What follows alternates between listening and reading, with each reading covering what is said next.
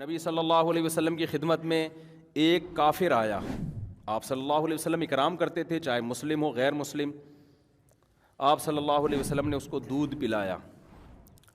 ہمارے ہاں دودھ پیا جاتا ہے ناشتہ کرنے کے بعد, 2 پراٹھے کھانے کے بعد, پھر آپ 1 گلاس دودھ پیتے ہیں اور کہتے ہیں کہ کیلشیم ملے گا, فیٹ ملے گا. کچھ بھی نہیں ملے گا اس سے, ٹھیک ہے, کہ اس کے کھانچے کہیں ہیں ہی نہیں جہاں جا کے یہ فٹ ہو. ہم جو نبی کی سیرت میں دودھ دیکھتے ہیں نا, اس میں 2 چیزیں نظر آتی ہیں ہمیں. ایک تو شدید بھوک میں بھوک مٹانے کے لیے دودھ پیا گیا ہے, یعنی دودھ ایز اے کھانا استعمال کیا گیا ہے.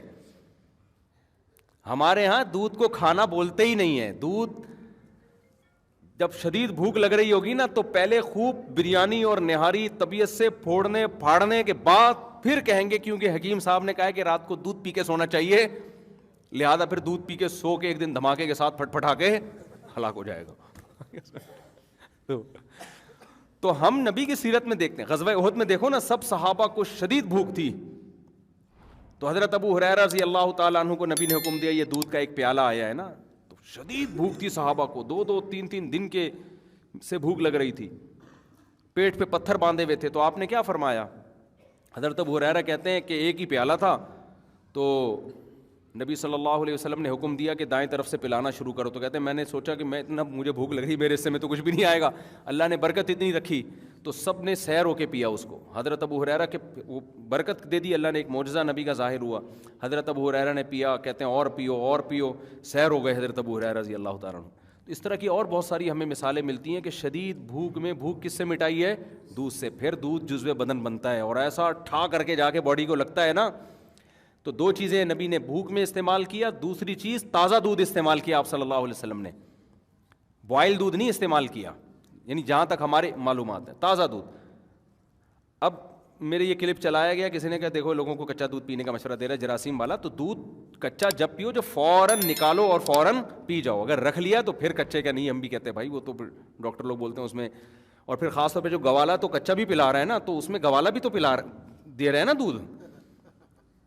تو بھینس جتنا دے رہی ہے اس میں گوالا کا بھی اتنا اپنا خون پسینہ شامل ہے, گوبر کی چھینٹیں اور پتہ نہیں کیا کہ اس کو تو لازمی اپنی گائے ہو, اپنی بکری ہو, اور تمیز سے تھن دھو کے تمیز سے نکالا ہو, تو وہ کچا ہی بہترین ہے. وہ آپ میرے مشورے پہ پی کے دیکھیں, آپ کو بوائل میں اور کچے میں زمین آسمان کا فرق لگے گا. آپ ایسے ٹماٹر ہونا شروع ہو جاؤ گے, پیٹ بہت اچھا ہو جاتا ہے, بہت سارے فائدے ہوتے ہیں. تو ہمارے نبی نے ہمیشہ دودھ حلب الشاۃ, دودھ نکالا اور دودھ پیا, کچا پیا ہے. تو یہ 2 چیزیں. خیر, تو میں عرض کر رہا تھا کہ کچھ لوگ آئے آپ صلی اللہ علیہ وسلم کی خدمت میں, تو ان میں غیر مسلم بھی تھا. تو آپ نے اس کا اکرام کس سے کیا؟ بھوک لگ رہی تھی سب کو, تو آپ نے دودھ پلایا. انہوں نے 7 پیالے دودھ پیے اس غیر مسلم نے. پہلے کے پیالے بھی بڑے بڑے ہوتے تھے, 1 پیالہ آپ نے فرمایا اور اس نے کہا اور, دوسرا آپ نے فرمایا اور اس نے کہا اور, 7 پیالے پی گیا. 8ویں پہ اس نے کہا بس میرا پیٹ بھر گیا, سیر ہو گیا, میں چلا گیا, مسلمان ہو گیا. وہ نبی کے اخلاق اور آپ کی سیرت کو دیکھ کر اگلے دن دوبارہ آیا. پھر آپ نے دودھ پیش کیا, اس نے 1 پیالہ پیا. آپ نے دوبارہ پیش کیا, اس نے کہا شبعتو, میں سیر ہو گیا ہوں. نہیں, یہی بات سمجھ میں. حالانکہ اس کو نبی نے کم کھانے کی ترغیب, اس کو تو اسلام ابھی سیکھنے کا موقع ہی نہیں ملا نا.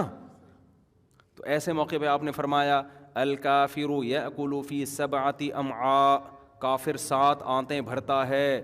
والمؤمن یأکل فی معا واحد, مومن 1 آنت بھرتا ہے. کیا مطلب؟ مومن کی خوراک کافر سے 7 گنا کم ہوتی ہے.